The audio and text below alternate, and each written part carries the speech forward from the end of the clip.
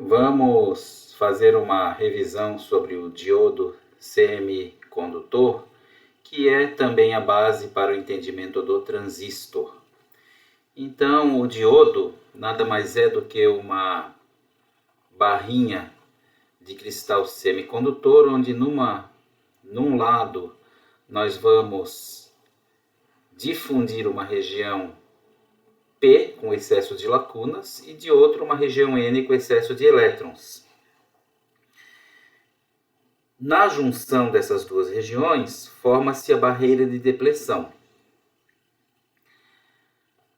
A região N perde elétrons que vão para a região P e os átomos que perdem os elétrons formam íons positivos na região N e os que ganham elétron formam íons negativos na região P. Como são íons, são átomos fixos dentro da estrutura cristalina, são cargas fixas, portanto, cargas fixas não têm a possibilidade da condução da energia elétrica, então esta é uma região isolante chamada região de depleção. O potencial elétrico entre uma extremidade e outra da barreira de depleção para diodos formados por cristais de silício é aproximadamente 0,6 volts, enquanto que o potencial da barreira de depleção para diodos formados a partir de cristais de germânio é 0,2 volts. O silício é muito mais utilizado porque é um material muito mais barato. Percebam que tanto na região N há algumas lacunas, quanto na região P há alguns elétrons provenientes da termogeração. Então, neste lado, como nós temos mais lacunas, a gente identifica as lacunas como portadores majoritários de carga e os elétrons como portadores minoritários de carga. Analogamente, nesta região N, os elétrons são os majoritários e as lacunas as portadoras minoritárias de carga elétrica. Aqui nós temos o símbolo do componente. O terminal ligado à região P é chamado de anodo e o terminal ligado à região N é chamado de catodo.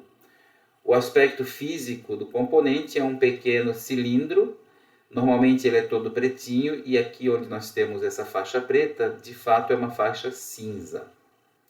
Nos circuitos nós sempre desenhamos o símbolo que está aqui.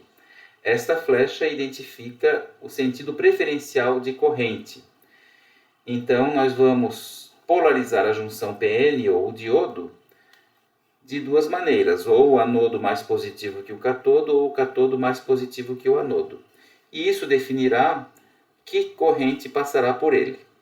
Então, aqui nós temos a polarização reversa, fazendo o catodo mais positivo do que o anodo. De fato, como está aqui, aqui o mais da fonte está no catodo e o menos da fonte no anodo, então esse diodo aqui está reversamente polarizado.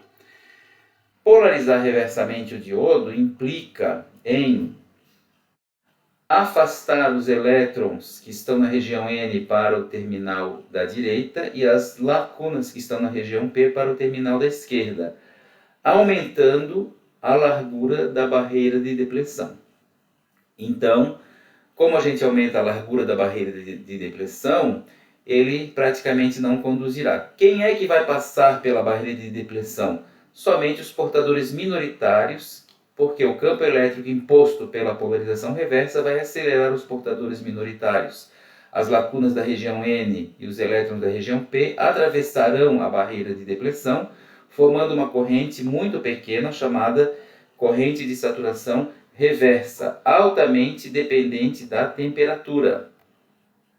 Esta corrente vai dobrar de valor a cada aumento de 10 graus Celsius ou 10 Kelvin na temperatura da junção. Então, se nós temos a junção com uma corrente polarizada reversamente, percorrida por uma corrente IS na temperatura θ1, se nós aumentarmos para a temperatura θ2, ela será percorrida por uma corrente IS'. Então, À medida que a temperatura aumenta, a corrente de saturação reversa que flui do cátodo para o anodo vai aumentar. É uma fórmula que tem essa base 2 aqui, porque cada ΔT aqui de 10 graus Celsius, ou 10 Kelvin, dobra o valor da nova corrente. O diodo diretamente polarizado pressupõe que o seu anodo esteja mais positivo do que o cátodo. Neste caso, quando eu faço este lado aqui mais positivo do que este, o campo elétrico que surge aqui dentro do cristal vai fazer com que as lacunas sejam empurradas para a região N e os elétrons para a região P. Como eles são portadores majoritários, então o componente será percorrido por uma grande corrente. Resumindo, polarização reversa passa uma corrente pequena formada pelos portadores minoritários de carga, corrente altamente dependente da temperatura. Polarização direta passa uma grande corrente pelo componente formada pelos portadores majoritários de carga. Um diodo diretamente polarizado submetido a uma tensão VD será percorrido por uma corrente ID, seguindo essa equação exponencial, onde IS é a corrente de saturação reversa, eta é o parâmetro de emissão, que para diodos discretos vale 2, que é o nosso caso aqui no nosso curso, e VT é o potencial térmico de Einstein. Então, ID variará exponencialmente com VD. Exponencialmente a partir do logaritmo natural, da base de Neper, do número de Neper. Então, nós temos aqui a curva que representa a equação. À medida que a tensão VD aumenta, nos primeiros valores, de 0 até um certo valor Vγ, a corrente é 0. A partir de Vγ, a corrente sobe abruptamente. Então, essa exponencial aqui representa a equação do diodo diretamente polarizado. Aqui nós temos a curva característica do diodo. Vejam, quando ele está diretamente polarizado, na parte positiva do eixo VD, significa que o nosso mais está no anodo e o menos no cátodo. Então, para essa condição, até Vγ ele não conduz, a partir de Vγ nós passamos a ter corrente significativa. Quando nós polarizamos ele reversamente, ou seja, agora com o cátodo mais positivo do que o anodo, ele será percorrido por uma pequena corrente reversa, até que atinja uma tensão chamada tensão de breakdown, quando haverá uma avalanche de elétrons no seu interior. Nós não podemos deixar chegar o diodo na tensão de breakdown, senão nós vamos danificar o componente. Aqui nós temos 3 gráficos I vezes V que representam uma linearização do nosso diodo, uma linearização da exponencial que representa a curva de fato. A linearização mais utilizada é a curva B, onde a gente diz que o diodo diretamente polarizado ele vai ter que ter, para ele começar a conduzir, Vγ sobre ele, e ele mantém o valor de Vγ. Então, por exemplo, um diodo de silício, quando conduzindo, tem 0,6 volts sobre ele, que é o valor de Vγ. Quando não conduzindo, abaixo de 0,6, diretamente polarizado ou reversamente polarizado, corrente nula. Uma outra curva bastante utilizada é esta última curva aqui, a curva C, que ele despreza o valor da tensão direta para que ele comece a conduzir. Então, nessa curva aqui significa que se nós temos o anodo mais positivo que o cátodo, ele é um curto-circuito. Se nós tivermos o cátodo mais positivo que o anodo, ele é um circuito aberto. Foi este modelo aqui que nós utilizamos quando nós estudamos os circuitos com diodo. É razoável nós desprezarmos o Vγ quando as tensões envolvidas no circuito são muito maiores do que o 0,6.